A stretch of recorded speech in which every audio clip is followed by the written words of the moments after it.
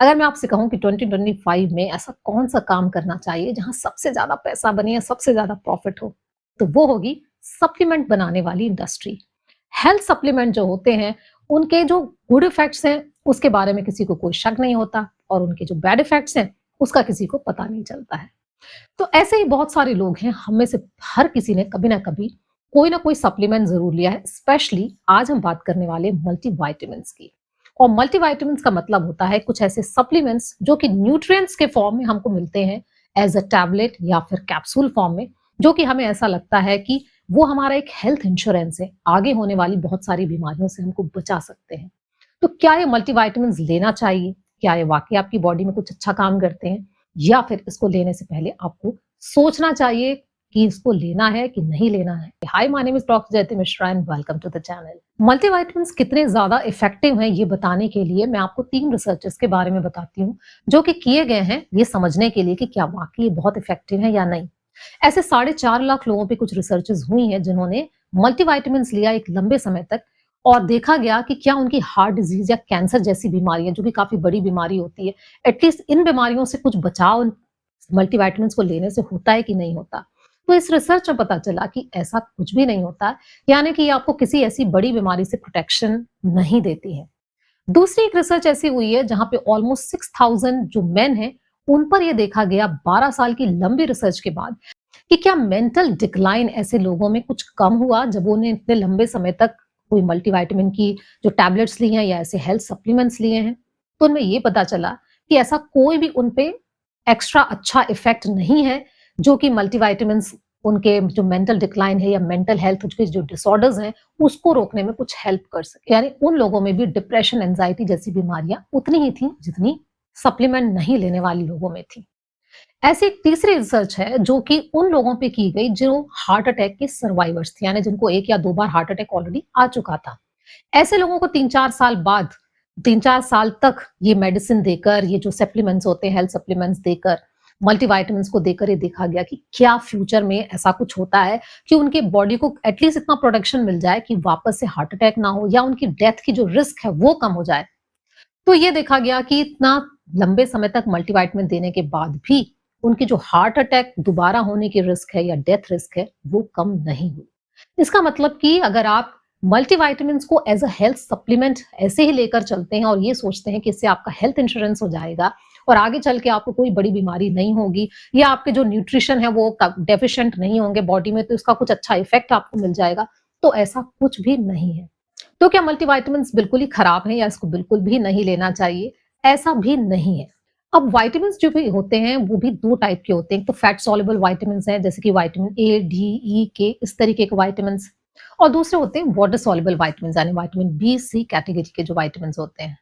अब अगर आप फैट सॉल्युबल विटामिन्स ले रहे हैं बाय चांस, लेकिन आप साथ में फैट कंज्यूम नहीं कर रहे हैं या फिर आप फैट काफ़ी रिस्ट्रिक्टेड अमाउंट का फैट लेते हैं, तो फिर ये जो फैट सॉल्युबल विटामिन्स है आपकी बॉडी में ठीक से अब्ज़ॉर्ब भी नहीं होंगे। यानी आप विटामिन्स ले तो रहे हैं, लेकिन आपकी बॉडी में पहुँच ही नहीं रहे हैं।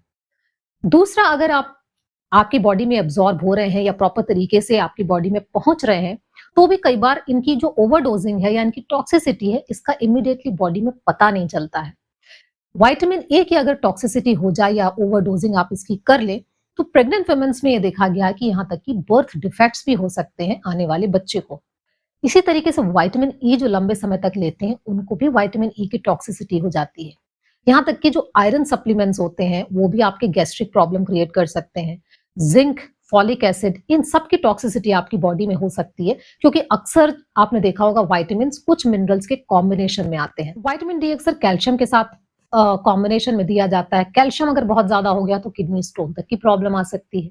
मेरे रिलेटिव्स में से एक हैं, तो उन्होंने ऑलमोस्ट 1 साल तक विटामिन डी कंज़्यूम किया क्योंकि उनके डॉक्टर ने प्रिस्क्राइब किया था, क्योंकि वहाँ बहुत ज़्यादा धूप नहीं निकलती। तो विटामिन डी की डेफिशिएंसी वैसे भी बहुत कॉमन है और ऐसी जगहों पे स्पेशली बहुत ज़्यादा कॉमन है। 1 साल तक विटामिन डी लेने के बाद अब उनकी हालत ऐसी है कि वो एक्सट्रीमली लेथार्जिक हैं, उनसे कोई काम नहीं होता है, बहुत ज़्यादा थकान लगती है। जो ब्रीदिंग है बहुत शैलो ब्रीदिंग होती है, ब्रेथलेसनेस बहुत ज़्यादा है, नींद नहीं आती है और तमाम तरीके की उनको प्रॉब्लम्स आ गई हैं कि ऐसा लगता है कि पता नहीं अंदर कौन-सी बड़ी बीमारी हमारी पनप रही है। विटामिन डी अगर आप बहुत ज़्यादा एक्सेस अमाउंट में लेते हैं, तो अक्सर ये मैग्नीशियम का डिप्लीशन करा देता है आपकी बॉडी में और मैग्नीशियम का जब भी डिप्लीशन होगा तो आपको ये सारे सिम्पटम्स आएंगे, यानी muscle cramp, stinging sensation, irregular heart beats, nausea, vomiting, dry skin, इस तरीके के सारे सिम्पटम्स बताते हैं कि मैग्नीशियम की डेफिशिएंसी हो गई है बॉडी में। और मैग्नीशियम का जब से पता चला है कि लोगों को कि मैग्नीशियम एक बहुत ही इंपॉर्टेंट न्यूट्रिएंट है और इसकी भी डेफिशिएंसी हो रही है, तो हर जो सप्लीमेंट बनाने वाली कंपनी है, किसी ना किसी प्रोडक्ट में मैग्नीशियम का एक्स्ट्रा सप्लीमेंट डाल ही देती है।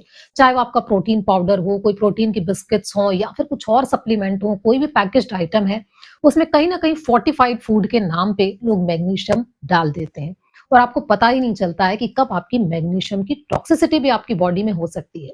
और मैग्नीशियम की टॉक्सिसिटी में भी ऑलमोस्ट सिमिलर सिम्पटम्स आते हैं, यानी आपको वही नौशिया, वॉमिटिंग लगेगा, डिप्रेशन सा फील होगा, आपकी जो ब्लड प्रेशर है वो कम हो जाएगा, नींद ठीक से नहीं आएगी, यूरिन ठीक से पास नहीं होती। ये सारे सिम्पटम्स आपके मैग्नीशियम की टॉक्सिसिटी बताते हैं।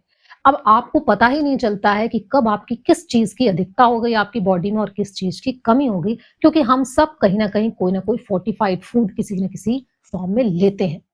कुछ लोग विटामिन बी कॉम्प्लेक्स बहुत ही कॉमनली कंज्यूम करते हैं, विटामिन बी कॉम्प्लेक्स और सी, विटामिन सी, क्योंकि दोनों क्या होते हैं, वाटर सॉल्युबल विटामिन्स होते हैं। तो ऐसा लगता है कि जितना बॉडी को एब्जॉर्ब करना है बॉडी एब्जॉर्ब करेगी और बाकी जो भी है वो यूरिन के थ्रू बाहर निकाल देती है, जो भी एक्सेस अमाउंट होता है। पहले तो आपका यूरिन जो है टॉक्सिन्स बाहर निकालने के लिए बना हुआ है, विटामिन्स बाहर निकालने के लिए नहीं डिजाइंड है। और इतनी एक्सपेंसिव यूरिन के बाद भी आपको ये नहीं पता है कि आपकी बॉडी सही अमाउंट में किस चीज को एब्जॉर्ब कर रही है और कहीं आपकी बॉडी में उसकी एक्सेस अमाउंट तो नहीं हो गई है। ये वाटर सॉल्युबल विटामिन्स होते हैं लेकिन उसके बावजूद इनकी टॉक्सिसिटी हो जाती है। विटामिन बी 6 की टॉक्सिसिटी ऐसे बहुत सारे लोगों में देखी गई है। एक डॉक्टर है जो ये बताती हैं कि उन्होंने कभी विटामिन बी 6 एज सच तो सप्लीमेंट या टैबलेट्स के फॉर्म में नहीं लिया, लेकिन बहुत सारी ऐसी चीजें वो लेती थी जिसमें कहीं ना कहीं शायद विटामिन बी 6 एडेड फॉर्म में रहता था। उन्होंने जब कई सालों तक ये सारी चीजें ली तो उनको पेरिफेरल न्यूरोपैथी डेवलप हो गई, यानी विटामिन बी 6 की उनको टॉक्सिसिटी हो गई और उनकी कंडीशन इतनी ज्यादा वर्स हो गई कि वो चल नहीं पाती, ब्रेथलेसनेस होती है, ज्यादा बोल नहीं सकते, कोई काम ठीक से नहीं कर सकते। उनके जो नर्व्स हैं वो सारी बहुत ज्यादा वीक हो गई हैं। यानी आप ये सोचकर कि ये सारे जो वाटर सॉल्युबल विटामिन्स बॉडी से निकल जाएंगे तो एक्सेस अमाउंट में कोई फर्क नहीं पड़ता है, फर्क पड़ता है। कोई भी चीज की टॉक्सिसिटी आपकी बॉडी में हो सकती है अगर बॉडी को समझ में नहीं आया कि उसको बैलेंस किस तरीके से रखा जाए। इसलिए बाहर से जब भी आप कुछ अपनी बॉडी में डालें तो बहुत ज्यादा सोच समझ कर ही डालना चाहिए।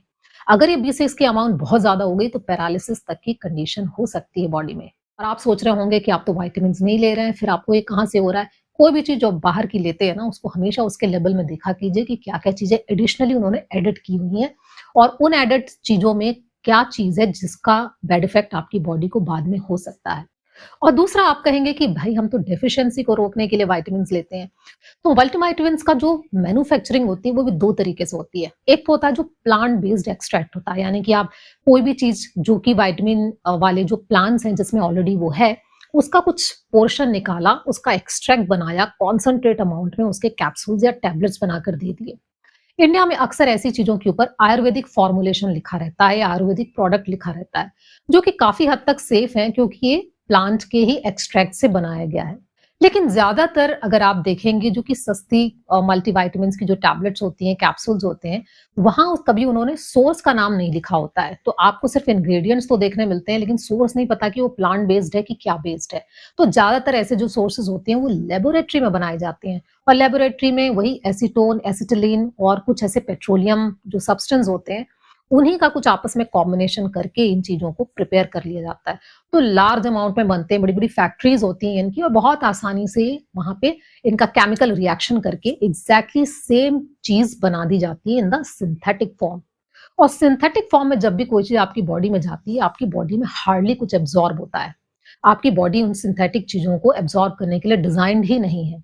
और दूसरा जो चीज़ें आपकी बॉडी में अगर वो सेम एग्ज़ैक्टली फॉर्म में अगर आपको लगता है कि एब्ज़ॉर्ब हो भी सकती हैं या हो जानी चाहिए क्योंकि वो सेम विटामिन है या सेम मिनरल है, तब भी आपकी बॉडी को प्रॉब्लम आती है क्योंकि जो प्लांट बेस्ड कोई भी चीज़ रहती है ना, प्लांट में बहुत सारे फाइटोन्यूट्रिएंट्स रहते हैं। वो फाइटोन्यूट्रिएंट्स जो कि हमको नहीं पता कि क्या है, हज़ारों की संख्या में बहुत सारी चीज़ें रहती हैं और इन सब चीज़ों के साथ मिलकर ही वो विटामिन्स भी बॉडी एब्ज़ॉर्ब कर पाती है। सेपरेट फॉर्म में, एकदम अलग फॉर्म में जब बॉडी को वो दे दिया जाता है, तो ज़रूरी नहीं आपकी बॉडी में वो ठीक तरीके से एब्ज़ॉर्ब हो। इसलिए आप जो खा रहे हैं, वो ज़रूरी नहीं है कि आपकी डेफ़िशिएंसी दूर करने में सक्षम हो पूरी तरीके से। और इन मल्टीविटामिन्स के साथ एक और प्रॉब्लम है कि जो भी फैक्ट्रीज़ वग़ैरह जो इसको बनाती हैं, वो बहुत ही ज़्यादा टाइटली रेगुलेटेड नहीं होती हैं। वही एफएसएसएआई का लाइसेंस लेकर जो शक्कर-पारे बनाने वाली कंपनी है, जो पैक करके उसको बेचती है, सेम वही लाइसेंस लेकर आप मल्टीविटामिन्स भी प्रिपेयर कर सकते हैं। तो इसका प्रॉपर रेगुलेशन नहीं है और साथ में जो इंग्रेडिएंट्स लिखे हुए हैं, ये भी पता नहीं चलता कि एग्ज़ैक्टली सेम इंग्रेडिएंट्स अंदर हैं या नहीं है। तो आप ये सोच रहे हैं कि लिखा है तो होगा, लेकिन ज़रूरी नहीं है कि ये सारी चीज़ें भी टाइटली रेगुलेटेड हों। तो आप हो सकता है कुछ जंक ही खा रहे हैं इसके फॉर्म में, इसलिए आप कौन-सी खा रहे हैं, कितनी रिलायबल हैं वो, आपकी बॉडी में कितनी अब्ज़ॉर्ब हो सकती है, नहीं हो सकती, ये सारी चीज़ों को जाने बिना तो ऑब्वियसली इसको नहीं लेना चाहिए। अब बात यहीं आ जाती है कि क्या आपको डेली मल्टीविटामिन्स लेना चाहिए या नहीं लेना चाहिए? डॉक्टर लोला ओकुनो एक प्राइमरी केयर डॉक्टर हैं, जो कि कहते हैं इसके बारे में कि आप क्यों लेना चाहते हैं विटामिन्स? इसलिए लेना चाहते हैं ना, क्योंकि आपको जो डेली रिक्वायरमेंट है मिनरल्स की, विटामिन्स की, ये सारी चीज़ें आपको मिल जाएँ। तो जब आपकी यही एक उद्देश्य है कि मल्टीविटामिन्स लेकर आप सारे न्यूट्रिएंट्स से अपनी बॉडी में कमी पूरी कर लें, तो आप उसको अच्छे खासे खाने से क्यों नहीं पूरा कर सकते?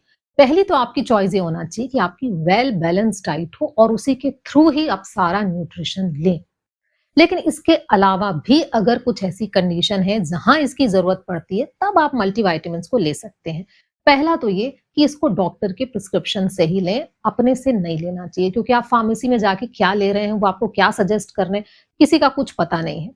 उनको जिसमें ज्यादा फायदा होगा, हो सकता है वही आपको टिका दें और आपका जो बेनिफिट है वो आपको मिले ना। तो पहला तो डॉक्टर के प्रिस्क्रिप्शन से लीजिए। दूसरा, आपके बॉडी में किसी न किसी विटामिन की डेफिशिएंसी के कुछ लक्षण होंगे, कुछ सिम्पटम्स होंगे, उसके बेसिस पर ही वो आपको विटामिन दिया जाएगा। तो आपको वही कंज़्यूम करना है, उतने समय तक ही लेना है, जितने समय में वो आपकी पूरी डेफिशिएंसी को खत्म कर दे। जब आपके सिम्पटम्स वो चले जाएँगे, तो आपको उसको बंद कर देना है। या फिर कई बार ऐसा होता है कि कुछ ऐसी मेडिसिन्स होती हैं जिसके कारण बहुत सारे विटामिन्स का डिप्लीशन हो जाता है। कुछ एंटीबायोटिक्स आपने ली हैं या कुछ लंबे समय तक कुछ मेडिसिन्स आपको लेनी पड़ी हैं, तो भी बॉडी में न्यूट्रिएंट्स की कमी हो जाती है। ऐसे न्यूट्रिएंट्स की कमी को पूरा करने के लिए भी आप मल्टीविटामिन्स ले सकते हैं। वो डॉक्टर्स आपके खुद ही प्रिस्क्राइब करेंगे। तो ऐसे समय में भी आपका मल्टीविटामिन्स का लेना एब्सोल्युटली फाइन है। कई बार कुछ ऐसे मेटाबॉलिक डिसऑर्डर्स होते हैं जहां आपका न्यूट्रिशन बिल्कुल भी एब्जॉर्ब नहीं हो रहा है, स्पेशली जो ओल्ड पेशेंट्स होते हैं, बेड रिडन पेशेंट्स होते हैं, ज्यादा मूव नहीं कर सकते, बाहर ज्यादा नहीं जा सकते, कभी विटामिन डी की डेफिशिएंसी या दूसरी चीजों की डेफिशिएंसी है। ऐसे लोगों को अक्सर थोड़ा लंबे समय तक ये सारी चीजें दी जाती हैं, पर उसमें भी मेरी रिकमेंडेशन ये रहेगी कि आप कभी भी एक तरीके की मल्टीविटामिन्स कभी ना दें। बदल-बदल के दें, आप चाहें तो ब्रांड बदल दें, कॉम्बिनेशन बदल दें और हो सके तो बीच-बीच में इसको रोक भी देना चाहिए। जब भी आप कोई चीज़ को बीच में थोड़ा-सा रोक देते हैं, तो कुछ टॉक्सिसिटी होती है, कुछ होता है, तो वो दूर हो जाती है। या आप बहुत ज़्यादा ट्रैवल कर रहे हैं और कुछ समय तक आपको ऐसा 1-2 महीने तक आपका बहुत ही ऐसा स्ट्रिक्ट शेड्यूल है, जहाँ आपको कोई न्यूट्रिशियस डाइट नहीं मिल रही है या आप इन चीज़ों का ख़्याल नहीं रख पा रहे हैं, तो ऐसे समय में फॉर अ टाइम बीइंग आप इन चीज़ों से अपनी बॉडी को सप्लीमेंट कर सकते हैं। इसके अलावा कोई ऐसी चौथी, 5वीं, 6वीं कंडीशन नहीं है जहाँ आपको ये कंटीन्यूअसली लेते जाना चाहिए। कुछ लोग कहते हैं कि कुछ विटामिन डी जैसी जो चीज़ें हैं, वो अक्सर बॉडी में कमी हो ही जाती है, तो आपको कंटीन्यूअसली इसको लेते रहना चाहिए। लेकिन जैसा मैंने कहा, एक्सेस अमाउंट में कोई भी चीज़ आप लेते हैं, तो आपको इसके लॉन्ग टर्म साइड इफेक्ट्स ज़रूर दिखेंगे। तो हिंदुस्तान जैसी जगह में तो आपको कभी इन चीज़ों की कमी होनी नहीं चाहिए, विटामिन डी जैसे विटामिन्स की, जहाँ आपको उसको सप्लीमेंट लेकर पूरा करना पड़े। और मौसम के हिसाब से यहाँ हर तरीके की वेजिटेबल्स अवेलेबल हैं, फ्रूट अवेलेबल हैं, नट्स अवेलेबल हैं।